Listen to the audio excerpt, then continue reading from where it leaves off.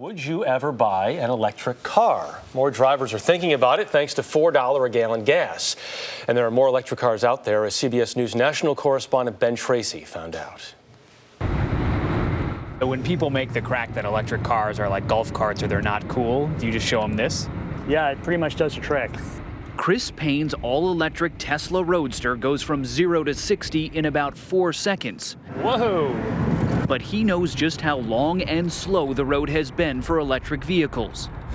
100 years ago, there were more electrics on the road than there were gas cars. Chris's documentary, Who Killed the Electric Car, chronicled their rise back in the 1890s and then again in the 1990s. Both times car makers gave up on electric because gas-powered cars were cheaper and went further. It's a race. It's a total race. Now Chris has a new film, Revenge of the Electric Car. We will not stop. It shows intense competition among auto companies to mass produce a new era of plug-in electric vehicles. Why? Gas isn't cheap anymore, and climate change is a growing concern. Even the people who don't care about the environmental reasons, they might do it simply for the wallet reasons. Most people will do it for the wallet reason. I mean, the whole success of the electric car is really going to be based on $4 a gallon and $5 a gallon gasoline. Chris owns 3 EVs, including the Chevy Volt and the new Nissan Leaf. Because of better battery technology, it can travel up to 100 miles on a single charge and plugs right into the wall. Like, you'll be at a friend's house and you're like, excuse me, do you mind while I plug in? And you're like, going through their living room window and plugging it into their, and they go, how much is this going to cost me? And you go, well, I'll be here for like 3 hours, so it'll cost you about 75 cents. It sounds simple, but getting Americans behind the electric wheel is not. A recent poll found 57% of us will not buy electric, despite our pain at the pump. Why do you think so many Americans seem to have a hang-up about electric, that they just don't think it's going to be reliable?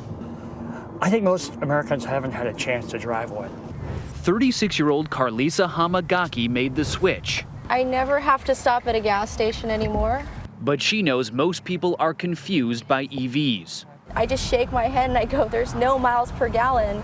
It's kilowatt hours. Carlisa no longer spends money on gas, but most electric cars cost about $10,000 more up front than comparable gas cars. That's why the federal government is offering $7,500 tax credits, and many states are giving thousands more. The rebates made this car seem like an affordable any car. Nearly every major car company is coming out with an electric model, including startups such as California-based Coda. It offers a bigger battery that can go as far as 150 miles. At some point in time, we will run out of oil. So energy security plays a very large part in pushing EVs. President Obama thinks electric cars will help reduce our dependency on foreign oil. His goal, 1 million plug-in electric vehicles on the road by 2015. Most experts say that's unlikely. The vehicles are too expensive for most consumers and they simply don't see the benefits, plus they're concerned about range. The government is trying to change that, spending more than $100 million to build thousands of charging stations around the country. It's a terrific car. So Chris Payne believes the electric car's time has finally come again. I think we're at the beginning of a whole new era right now. And this time, he thinks Americans will stay charged up. Ben Tracy, CBS News, Los Angeles.